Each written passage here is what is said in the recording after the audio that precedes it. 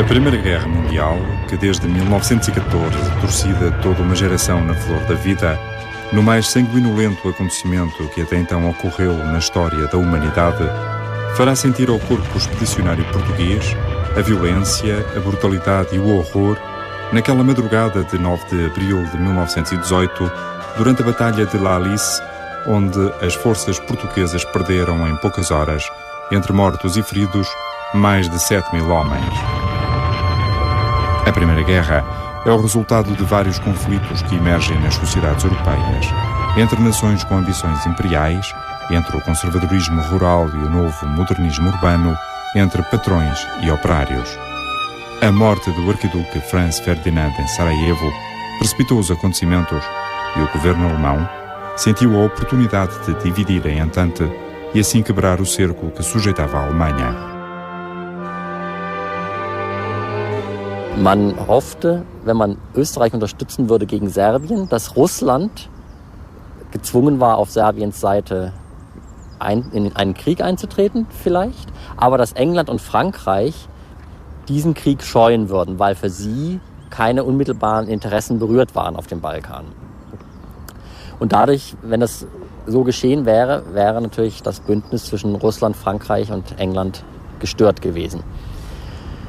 Die zweite Hoffnung war, dass man Österreich-Ungarn, von dem man sah, dass es von großen inneren Schwierigkeiten gebeutelt war, unterstützen würde in diesem Krieg. Österreich war der einzige zuverlässige Verbündete, den Deutschland überhaupt hatte. Also man konnte Österreich eigentlich gar nicht fallen lassen. Mas rapidamente o conflito envolveu outros países. Das heißt, bereits wenige Wochen nach Kriegsbeginn wurde überlegt, dass man große Teile Belgiens annektieren würde, auch Teile Nordfrankreichs, Teile Polens waren in der Diskussion. Das heißt, es ist sehr schnell eine Radikalisierung festzustellen und dass hier auch vor allem Kreise der Industrie, aus der Industrie begierig darauf waren, wichtige Rohstoffgebiete hinzuzugewinnen, dass die Militärs davon sprachen, man müsse bis weit nach Frankreich die Grenze verlagern, um für zukünftige Angriffe besser gerüstet zu sein.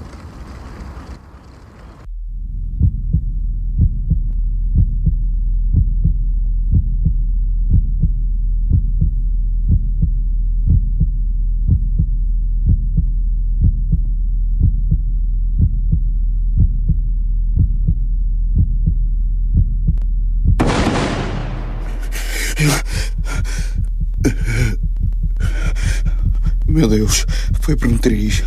Desta vez não foi uma dum-dum. Estamos nisto há 9 meses. E se lá chegar amanhã, vou-me embora. Ainda ninguém percebeu porque é que está aqui. A África ainda vá, mas França...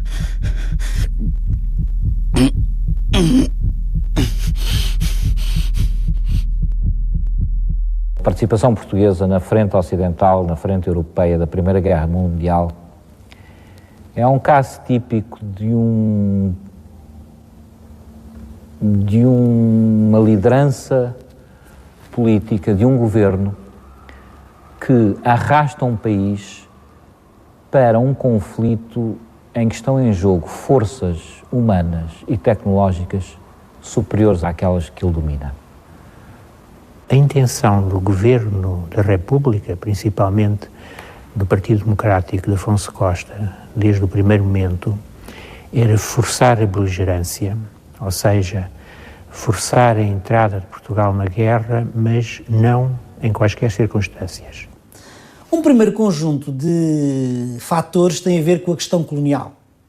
E essa é uma primeira explicação. Portugal vai para a guerra para defender as suas colónias. A existência de 2 convenções secretas, assinadas entre a Inglaterra e a Alemanha para uma possível divisão do Império Português no pós-guerra, fundamentou os receios do governo. E Portugal receava que, terminando a guerra numa paz de compromisso, e nesta altura, 1914, 15, 16, julgava-se que a guerra ia terminar necessariamente numa paz negociada, as colónias pudessem ser utilizadas na mesa das negociações, as colónias portuguesas, para esse compromisso. Em segundo lugar, a afirmação dentro do quadro regional, distinguindo a política externa portuguesa da política espanhola, que era de neutralidade, e aproximando Portugal das potências aliadas. Nesse contexto, era preciso diversificar o estatuto diplomático de Portugal. E como a Espanha era neutra, Portugal passava a ser um país beligerante. Isto significava, em relação à Inglaterra, dizer o seguinte: apesar da Espanha ser uma monarquia, é neutra, e Portugal, que é uma república, é o verdadeiro aliado de Inglaterra e entra em guerra e passa à beligerância ao lado da sua velha e fiel aliada. Between 1914 and mid-1918, the Portuguese are the only army that come to the aid of the British and the French and the Belgians on the Western Front. Ça a été les Portugais ont été les premiers à venir défendre la liberté en France contre les troupes allemandes. Ça s'est fait d'une manière, je dirais, naturelle. Ça peut paraître absurde ce que je dis, parce que naturel, ça n'existe pas quand on va au front et à la guerre. On sait qu'il va y avoir des morts, on n'y va pas de bonne volonté, mais il n'y a pas eu de... Ça s'est fait naturellement, je dirais. Il y a une certaine fraternité entre les Portugais et les Français. A fome e a violência interna vividas pelo novo regime republicano, a desordem social permanente e a falta de medidas concretas para a crise existente, levou o Partido Democrático a tentar a via da guerra para suscitar o movimento de união em torno da República. Porque o terceiro motivo era a fragilidade do regime. Ou seja, a República, especialmente o seu principal partido, viam a intervenção na guerra como uma maneira de provocar uma onda de patriotismo em que a população portuguesa se unisse à volta do regime, cerrasse fileiras e logo reforçasse o regime. E, portanto, havia também essa ideia, havia também esse desiderato de, através da entrada num grande conflito, através das tropas portuguesas participarem militarmente ao lado das grandes potências, encontrar uma certa legitimidade retrospectiva e, por essa via, também conseguir a consolidação política da República Democrática. Lá mais para sul, em terras de clima quente, o exército português, agora reforçado com um contingente de 60 mil homens, esforçava-se, com sucesso, por manter os seus domínios a salvo dos ataques das tropas alemãs da Damaralândia, hoje a Namíbia, ou da África Oriental Alemã, atual Tanzânia. Contudo, a pedido do governo inglês, Portugal mantém-se neutro no conflito. Por várias vezes a Inglaterra disse que se Portugal quisesse declarar guerra à Alemanha, com certeza, compreendia, mas era uma opção sua. No entanto, foi muito relutante em fazer um pedido em nome da aliança. The shipping position for Britain in 1916 was becoming increasingly acute. The successes of German submarines in sinking British shipping meant that British shipbuilding industry was not able to keep pace with the rate of loss, and so any German tonnage that was in Portuguese ports, which had been impounded at the beginning of the war because of Portugal's neutral status, would revert to the Allies. Só em 1916 é que acabou por fazer, não propriamente um pedido para a beligerância portuguesa, mas um pedido para a apreensão dos mais de 80 navios alemães que estavam em portos portugueses. 80 navios, para lhe dar uma ideia, era muito importante. Era qualquer coisa como 3 vezes a Marinha Mercante Portuguesa. Portanto, para Portugal, sem dúvida, era uma frota muito considerável, para os aliados era bastante menos, mas esses 80 navios representavam mais do que um mês de perdas aliadas em termos de navegação. Esta guerra é diferente de todas as outras. Nunca até aqui vi tanta máquina junta. São as caminhonetas, os comboios, mas também todo o armamento diferente e sofisticado que nos foi distribuído. Muitos dos meus homens não conheciam outra máquina para além desta rua. Portugal era uma sociedade rural e aliás, continuou a ser ao longo do século XX até aos anos 50 ou 60. E é este Portugal rural que é atirado para as trincheiras da Flandres para enfrentar as grandes sociedades industriais europeias, o centro da modernização europeia, como era a Alemanha, a par naturalmente da França e da Inglaterra. The nature of the fighting by 1917, 1918 on the Western Front has been called industrialized war. The shape of the battlefield was affected profoundly by heavy artillery, by tanks, by gas, by barbed wire. And that really required an adaptation on the part of the individual soldier.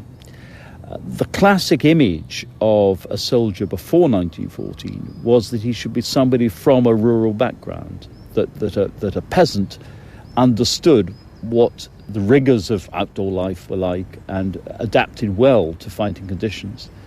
What happened between 1914 and 1918 was a realisation that actually the soldier from the industrial background, from an urban background, would probably adapt better because the machinery itself required the ability to use machinery, the ability to be familiar with machinery.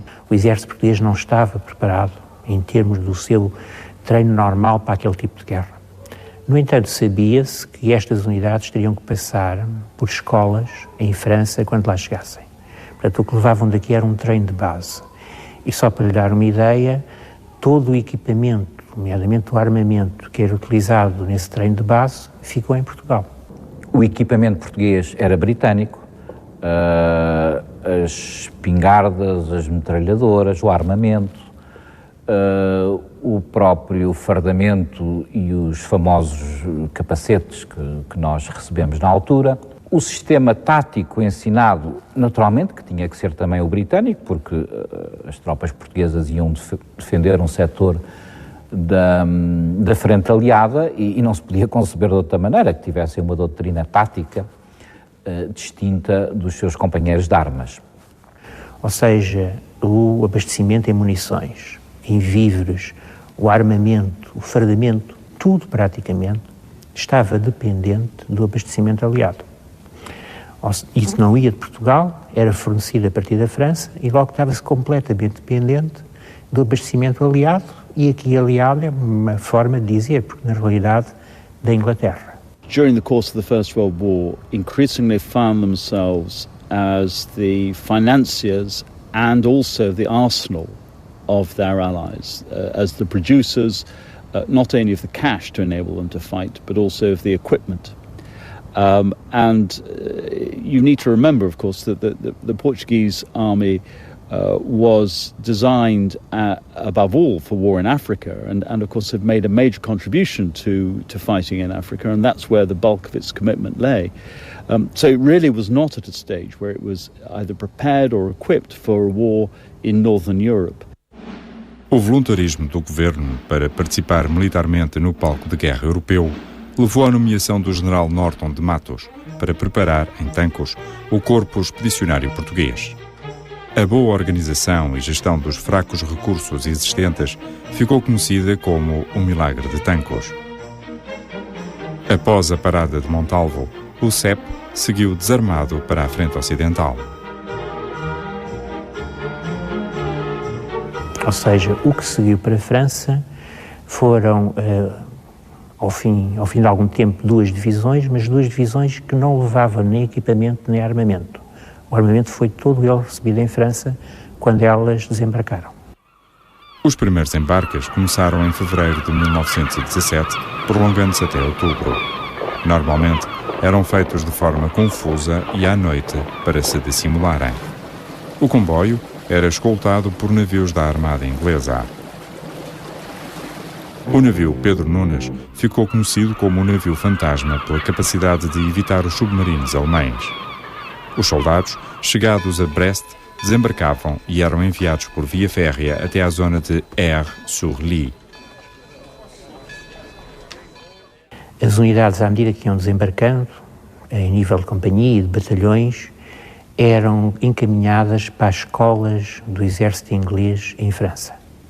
Era nessas escolas que lhes era dado um curso sobre a Guerra das Trincheiras. Depois, pouco a pouco, é que as unidades portuguesas eram colocadas na frente. Foi um processo que demorou longas semanas, O que era feito era, quando havia uma companhia que tinha passado por esse curso, uma primeira companhia, era colocada num batalhão britânico e durante uns tempos ficava inserida no batalhão britânico. Quando havia um número suficiente de companhias portuguesas que tinham passado por esse processo, então formava-se um batalhão português. E o batalhão português era inserido numa brigada britânica. E ficava mais algum tempo na prática, ambientar-se à guerra de trincheiras. A partir do momento em que havia vários batalhões, era constituída uma brigada, depois uma divisão, e só ao fim de alguns meses é que foi entregue um pequeno setor da frente, cerca de 10 quilómetros, ao Corpo Expedicionário Português. Os 20.000 homens que constituíram o CEP ocuparam uma área antes atribuída aos 84.000 soldados do 11º Corpo de Exército Britânico.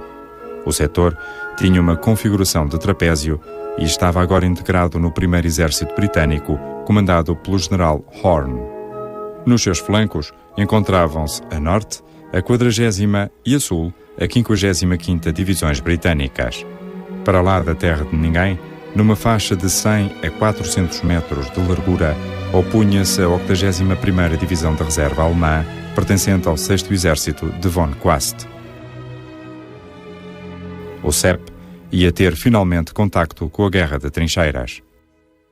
After the Germans had achieved their initial advance in November in 1914, they then essentially adopt defensive positions between November 1914 and March 1918. There are exceptions to that, and particularly, of course, the attack at Verdun in 1916. But between 1914 and 1918, they're holding a defensive position, and it's the Allies who are having to attack. The Allies who are having to attack to regain the lost countries of Belgium and northern France. O corpo português ocupava de início cerca de 14, era um setor muito grande e por isso mesmo foi encurtado para 11 km. Estamos a falar de qualquer coisa, possivelmente como 2% da frente. Em termos comparativos, pode-se dizer que enquanto na primeira semana de abril os americanos, os Estados Unidos tinham 60.000 homens em França, pode-se acrescentar apenas 60.000 homens em França, num setor com 10 km de frente, os portugueses, com, nessa altura, 20.000 homens, um terço, ocupavam 11 km. A difícil situação defensiva dos aliados em 1917 levou o Comando Supremo Aliado, pela primeira vez desde o início da guerra, a adotar uma postura defensiva. As táticas defensivas baseavam-se nos métodos e manuais alemães de 1916-17. Es war für Soldaten an sich nichts Ungewöhnliches, Gräben zu graben. Aber das war in früheren Kriegen immer so, eine Schlacht lief den Tag über, dann kam die Nacht, man grub sich in Gräben ein und war dort vielleicht 2-3 Tage, um Kraft zu schöpfen. Das Neue war in der Tat, dass 1914 diese Gräben zu einer Dauereinrichtung wurden. Das haben die Deutschen nicht freiwillig getan, sondern ist ein Resultat aus der Entwicklung, dass der deutsche Vormarsch in 1914 zum Stehen kam und man sich dort eingrub, wo man eben gerade sich befand. Und das ist besonders in Flandern wichtig, weil dort bis in die letzten Oktober-November-Tage 1914 die Deutschen noch versucht haben, einen entscheidenden Sieg zu erringen und bis zum Meer vorzustoßen, was ihnen nicht gelungen ist. And what they do is they look at the German patterns of defensive fighting, because the Germans have been doing it more recently and more often. And the principle there is that you don't hold your front line very strongly, you hold your second line more strongly, and you have a reserve position as well. So you've effectively got 3 positions, one after the other. Em teoria, as defesas deveriam ter 15 km de profundidade, escalonadas em 3 zonas. A linha da frente era constituída pelas linhas A, B e C. A linha A, fronteira à terra de ninguém, sofria maioritariamente o contacto com o inimigo.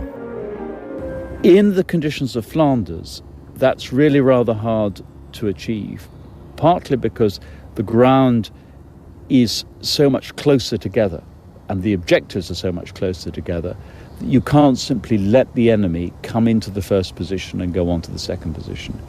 1 quilómetro à retaguarda encontrava-se a linha das aldeias, apoiada em pontos fortes, constituídos na sua maioria pelas ruínas de habitações. As forças de artilharia, colocadas na linha do corpo, estavam suficientemente distantes do inimigo para impedir a sua súbita captura. Na linha do exército encontrava-se a artilharia pesada que apoiava o setor português. Para trás da linha do exército, a 10-12 quilómetros da frente, vinham todos os serviços de apoio, os hospitais, o quartel-general, a logística. A alimentação estava a cargo dos serviços de administração militar, com rações inicialmente idênticas às dos britânicos e depois adaptadas aos hábitos das tropas portuguesas.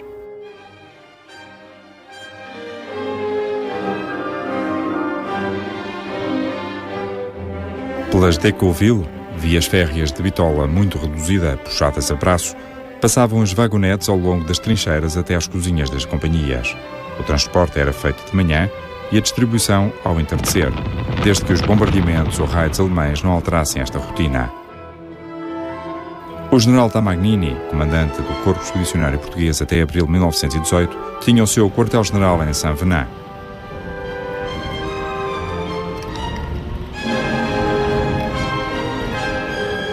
Lá à frente, a sensivelmente 12 km, as primeiras linhas batiam-se com um problema adicional diário, o excesso de água e lama.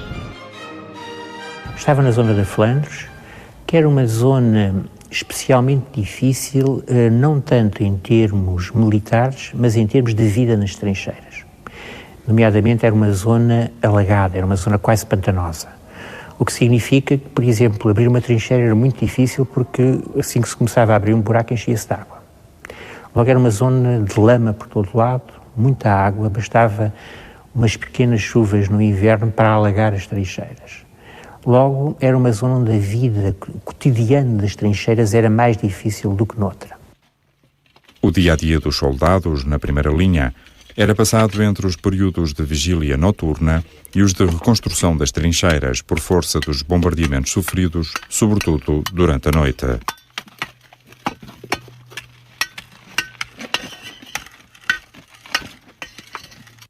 Die Gräben waren eben in die Erde gegraben, das heißt, überall war es feucht, überall gab es Ratten, es war ein sehr unangenehmes Leben. Es war überall dreckig, es war schwierig, Proviant, Nahrungsmittel in die Gräben zu bekommen. Man konnte nie aufrecht gehen, man musste immer in gebückter Haltung gehen, weil es eben überall Scharfschützen gab. Also insofern war es ein sehr langweiliges und trotzdem gefährliches Leben. O inverno de 1917-18 foi um inverno muito rigoroso, as temperaturas desceram a 20 graus negativos, muito chuvoso. As trincheiras cavadas no terreno tinham que ser sustidas por taludes de madeira, com as dificuldades que se podem prever de condições relativamente insalubres, em que muitas vezes chegou a haver doenças infecciosas e outras mal-estares provocadas pelas condições meteorológicas muito deficientes. Era uma zona plana com os bosques e com as zonas arborizadas muito pequenos. Normalmente havia árvores isoladas, que aliás, diga-se, ao fim de algum tempo desapareciam. Portanto, o que ficava era uma planície quebrada por pequenas colinas, uma colina de 10, 15 metros, era uma grande elevação, e era uma zona onde a engenharia inglesa, sobretudo, tinha feito desde há anos tentativas de drenagem das terras. Portanto, tentativas de controlar as zonas pantanosas e as zonas alagadas que eram frequentes, não só no inverno, mas em alguns casos o ano inteiro. Eles apanharam períodos muito difíceis, apanharam a primavera, com muita chuva, apanharam o inverno também com muita chuva, e é um tipo de lama que cola. Há relatos até de soldados que estão presos com os pés, então põem as mãos no chão para tentar soltar os pés e ficam com as mãos presas também na lama. It's also much more difficult to achieve because to create these defensive positions you need labour, you need men to dig and well, in this case, actually to go above the surface because the ground's so muddy. So not just to dig down, but to dig upwards to create positions. And in March and April 1918, these positions are not yet completed. Por outro lado, embora toda aquela zona seja uma planície, que se pode ver muito bem nas imagens, a posição alemã era ligeiramente mais elevada do que a portuguesa. O que é que acontecia? Quando chovia, a água descia da zona alemã e vinha para a zona portuguesa.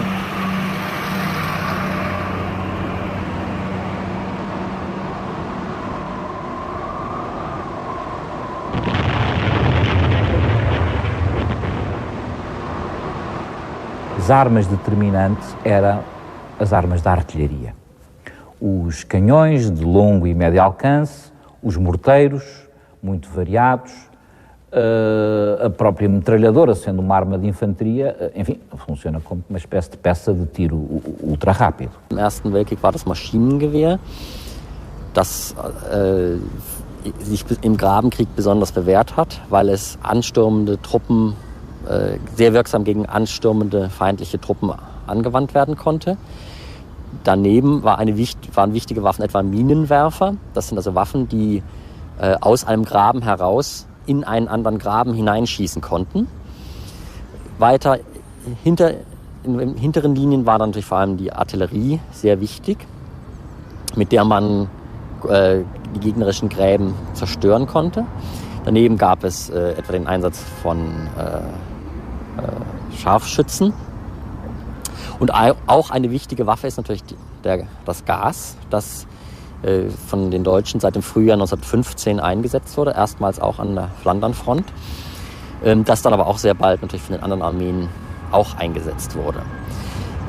Eine wichtige technologische Entwicklung des Ersten Weltkrieges hat die deutsche Armee interessanterweise nicht mitgemacht, das ist die Entwicklung des Panzers.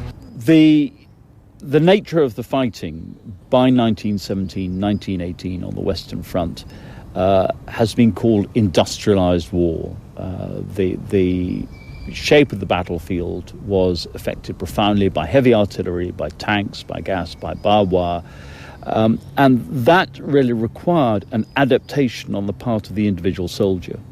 Hoje será a nossa última noite na primeira linha. Os da primeira divisão já recuaram. Nós vamos amanhã.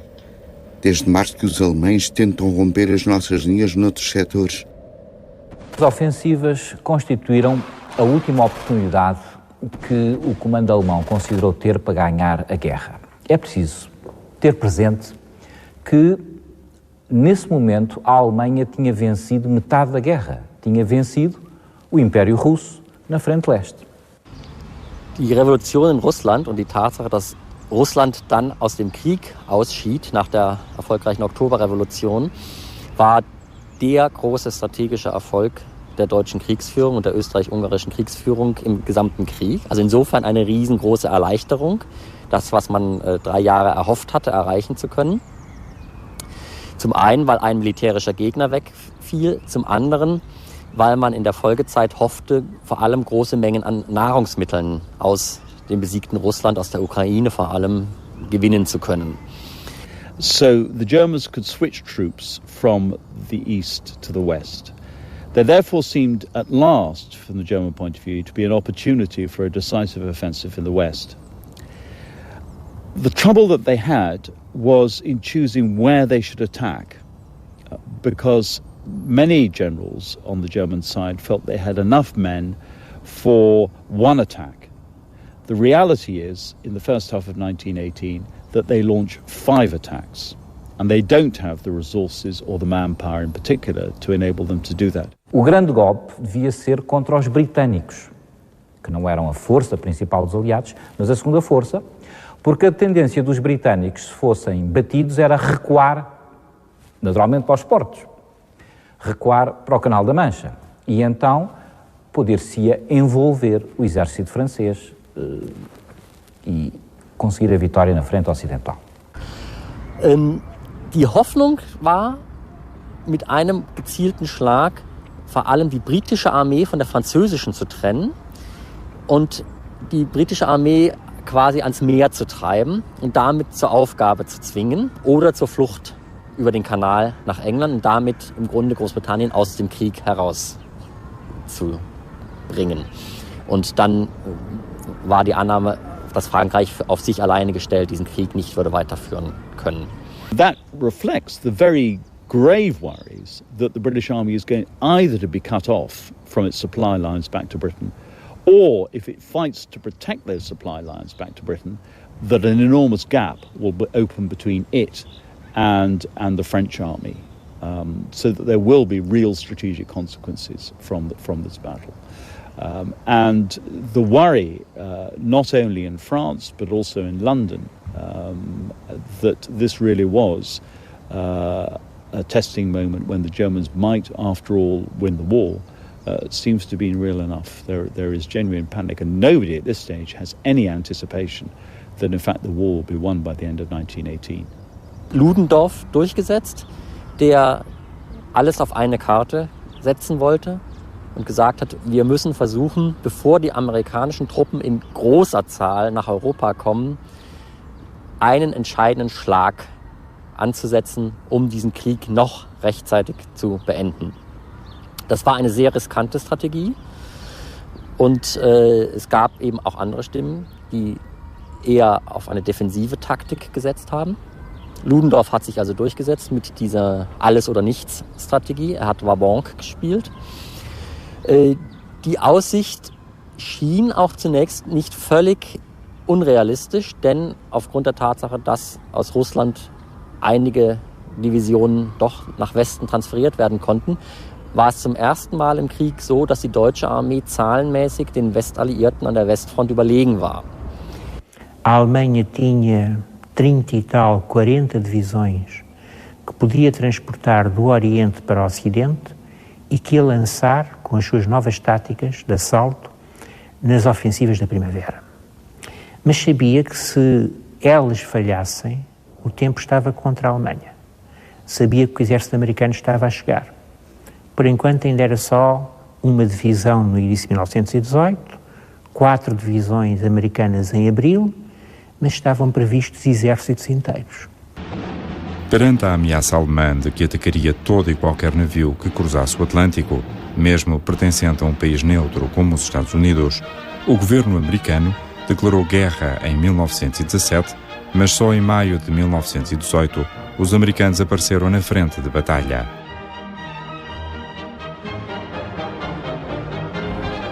Die Operation Georgette war Teil einer groß angelegten Operation, der Frühjahrsoffensiven, die ja am 21. März 1918 bereits begannen und dann bis in den Sommer 1918 dauerten. Das Hauptziel war, die britische und die französische Armee voneinander zu trennen, um dann die britische Armee einzukreisen.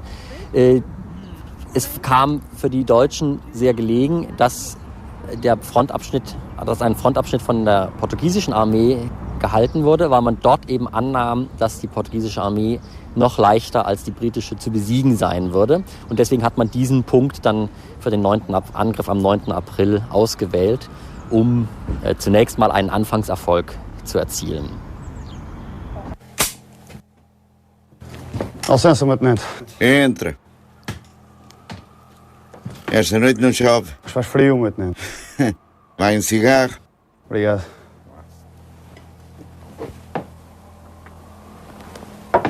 Leva lá o rum aos homens. Eu já lá vou ter. Por lá ver. Só se aguentam mais uma noite, meu tenente. Então, não onde aguentar. De noite é que é o inferno. Ou se espera toda a noite embarcando rum para nos aguentarmos, ou se vai de patrulha andando como gatos, caindo aqui, levantando-nos acolá, rezando a Cristo para que nos chegue o dia da rendição e que o Boche não nos veja, para que não nos retalie com mais um bombardeamento. A Primeira Guerra Mundial também é caracterizada por esta banalidade do horror. Era um verdadeiro inferno diário, em que havia mortos e estropiados em número variável, mas havia sempre ao longo da frente, porque os bombardeamentos com artilharia ou com morteiros eram constantes, além dos raids, ou em casos esporádicos, gases e aviação. Porque Isso tem a ver com a tal banalidade do horror, com as condições brutais que caracterizam a Primeira Guerra Mundial.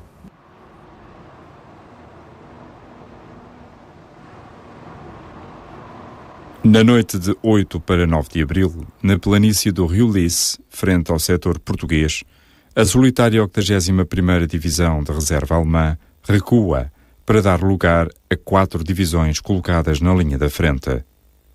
À sua retaguarda encontram-se mais 4 divisões que, no seu conjunto, alinham 100 mil homens preparados para riscar do mapa o setor português. A artilharia do 6º Exército passou a dispor de um total de 1.700 peças, número 4 vezes superior ao dos aliados, 100 peças por quilómetro. Por comparação, a 2ª Divisão Portuguesa tinha 88 peças para uma frente de 11 quilómetros.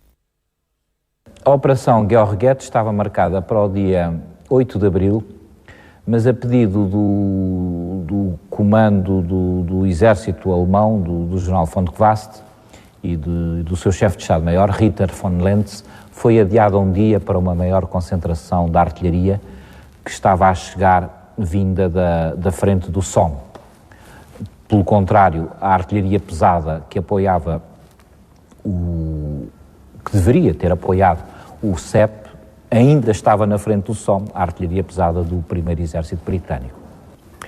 Do ponto de vista britânico, a situação que se criou no dia 9 de abril era um pouco a situação ideal. Porquê?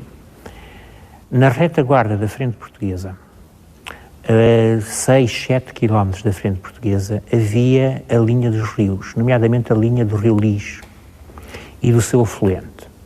Ora, essa linha dos rios desde sempre que era encarada como a segunda frente.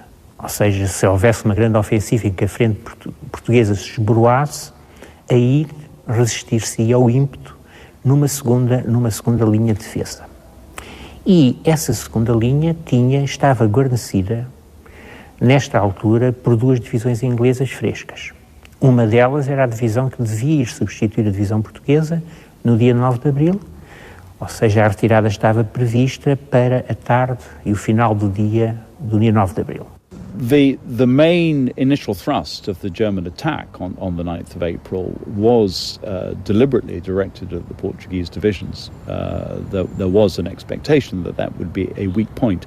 It comes back to this issue of Ludendorff as essentially the operational head of the German headquarters, wanting to achieve a breakthrough. His tactical objective is paramount, so he wants to drive at a point in the line where he thinks he can achieve that breakthrough, and the Portuguese sector is where he thinks he can do it. Es gibt ein sehr schönes Zitat, das von Ludendorff überliefert ist, als er im April 1918 gefragt wird, was denn das strategische Ziel dieser Offensive sei, hat er in sehr barschem Ton geantwortet: Ich verbitte mir das Wort Strategie. Wir hauen einfach ein Loch hinein und schauen, was dann passiert. So haben wir es 1914 in Ostpreußen auch gemacht. Also es gab keinen wirklichen Plan, was man eigentlich erreichen wollte mit diesen Offensiven.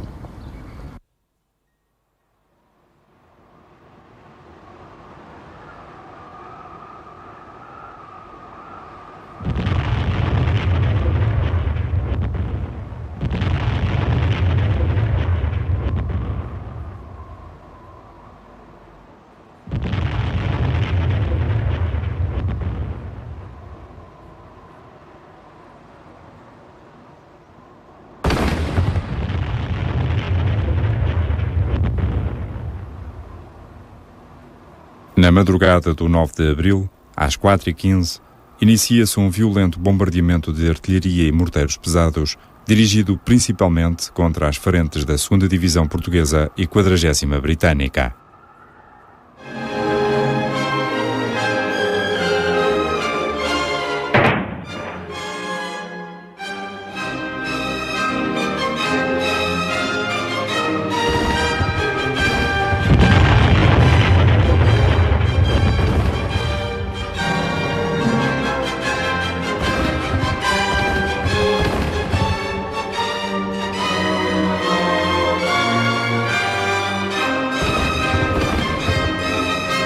Além das poderosas granadas explosivas, foram utilizados gases fugênio e mostarda. Os objetivos visavam neutralizar a artilharia dos aliados, os cruzamentos de estradas, postos de comando até ao nível de batalhão. Cette ferme ici que mes grands-parents avaient construit, mes arrière-grands-parents avaient construit en 1910, fut rasée totalement. Et quand ils sont revenus de la guerre, ils étaient partis en Normandie, mes arrière-grands-parents, et quand mon grand-père est revenu avec ses 3 frères, tout était rasé complètement.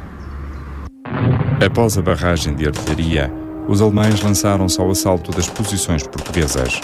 Às 7 horas, a infantaria alemã salta os parapeitos e avança sobre a primeira linha, em 3 vagas de assalto à distância de 120 metros entre si. Alguns grupos dispersos pelos abrigos do terreno à retaguarda da primeira linha oferecem a resistência possível. Em alguns pontos, chega-se à luta corpo a corpo. No entanto, as baixas são enormes no lado português. A 5ª Brigada, no setor de Fauquissart, perde mais de 60% dos seus efetivos, cumprindo a ordem de morrer na linha B.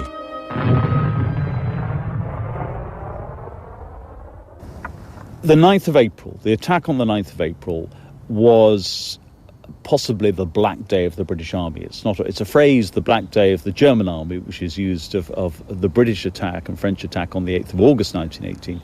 The 9th of April 1918 is the moment when things seem truly desperate. And a day or two afterwards, Haig, the British Supreme Commander, issued a famous order, rhetorical order, telling the British Army that their backs were to the wall and that they must die where they stood, essentially.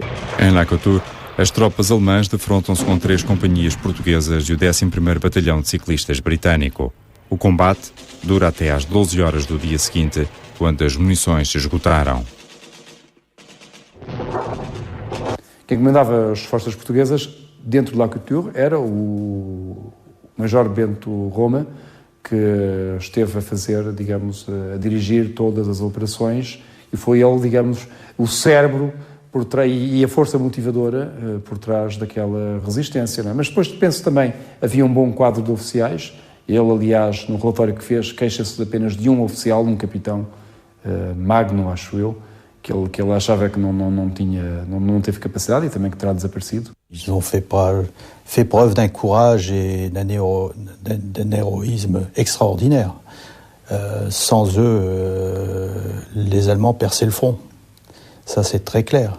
Hein. Le dernier réduit a été sur La Couture. Ils ont quitté La Couture dans des conditions d'extrême violence et d'extrême difficulté, avec beaucoup de morts, beaucoup de sang versé, et sans eux, le front était percé, quoi. Em poucas horas, o setor português deixava de existir. As divisões alemãs tinham literalmente atrocidade a 2ª Divisão do Corpo Expedicionário Português. Em algumas unidades, as baixas rondavam os 60%. Em 2 dias, foram aprisionados mais de 6.500 portugueses.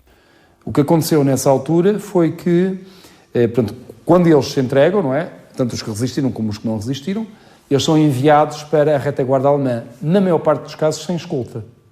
Portanto, os alemães diziam, vão lá para trás. Portanto, eles iam, caminhavam, não é? Atravessavam a terra de ninguém, pronto, e viam soldados aparecer, e alguém lá à frente depois se ocupava deles, não é? Nessa altura havia um aglomerado de prisioneiros, estava lá uma sentinela e era ele que tratava deles, não é? E foi assim que eles foram enviados para um primeiro campo de prisioneiros muito improvisado, e depois foram enviados para Lille, onde, ao que parece, receberam um grande apoio da população francesa. A população de Lille, que foi de resto depois condecorada pelo apoio que deu aos soldados portugueses. Felizmente, quando se dá a captura dos prisioneiros portugueses, já estamos em 1918, já estão instituídos e em funcionamento os campos de prisioneiros e, portanto, os prisioneiros portugueses não têm o problema que tiveram aqueles que foram capturados no início da guerra, mas têm que enfrentar situações muito difíceis do ponto de vista material e do ponto de vista moral. A qualidade da alimentação e a violação da correspondência eram normalmente os principais problemas dos prisioneiros portugueses, que muitas vezes demonstraram capacidade para organizar grupos de leitura ou de teatro, ajudando assim a passar o tempo de cativeiro. Contudo, o CEP manteve-se, embora muito desfalcado.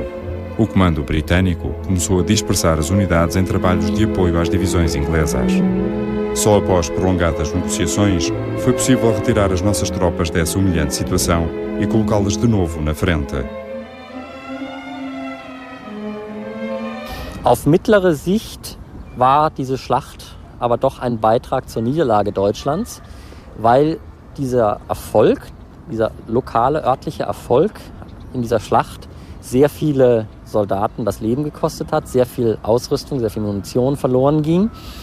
Die deutsche Armee konnte diese Verluste eben nicht mehr ersetzen, während die britischen und französischen Truppen sie besser ersetzen konnten und vor allem natürlich dann im Lauf des Sommers immer mehr von den amerikanischen Truppen Verstärkung erhielten. Und als dann im Sommer 1918 die Alliierten mit ihrer Offensive begannen, war die deutsche Armee so geschwächt, dass sie dieser Offensive nicht mehr standhalten konnte, was sie vermutlich sehr viel besser gekonnt hätte, wenn man auf diese Frühjahrsoffensiven verzichtet hätte. Do ponto de vista aliado, o que aconteceu no dia 9 de abril foi que a divisão que estava na frente era a divisão portuguesa, mas era uma divisão. Se fosse uma divisão inglesa, possivelmente a situação não teria sido muito diferente. A divisão que estava na frente e que ia receber o grande ímpeto da ofensiva alemã esboroou-se, a sua resistência organizada desapareceu nas primeiras horas. Possivelmente, se fosse uma divisão inglesa, no mínimo ela recuaria também para a linha dos rios, não conseguiria aguentar o impacto, aquele primeiro impacto com grande força da ofensiva alemã, mas estavam duas divisões inglesas a 7 km da frente, preparadas para aguentar aí o esforço alemão. Não conseguiram, mesmo assim tiveram que ceder terreno, mas essa frente estava constituída. Por muito que nos custe, o 9 de abril foi um dia normal do horror.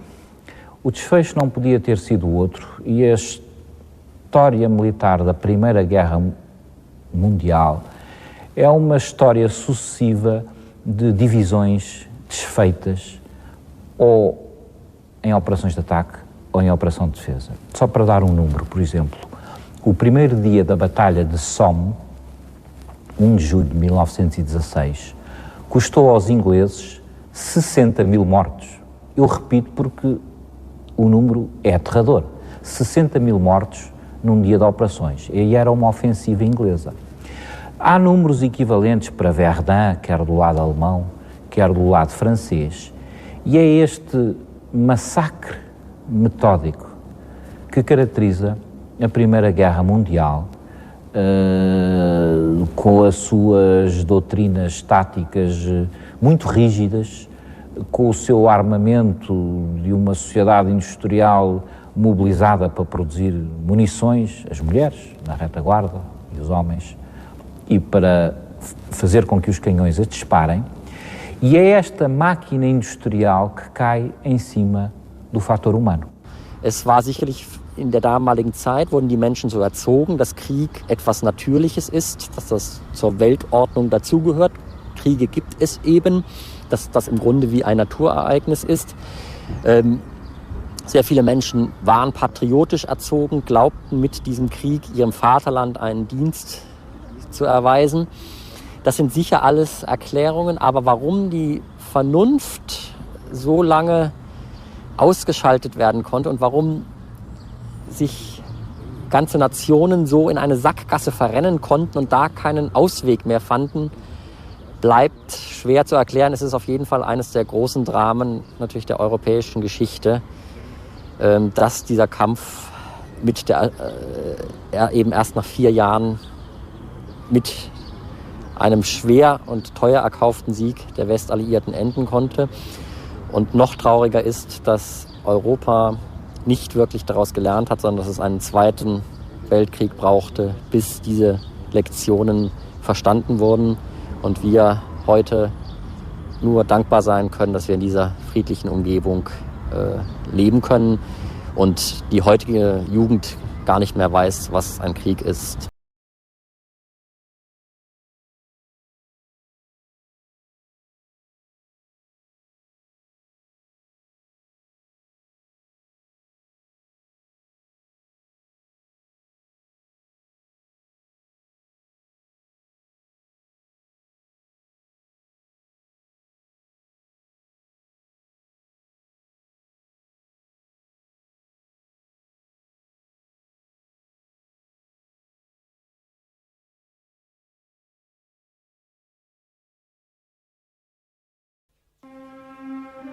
Na fatal semana de abril, em que circunstâncias difíceis se combinaram para favorecer o assalto alemão, a derrota tática anglo-portuguesa na Batalha de Lalice era inevitável.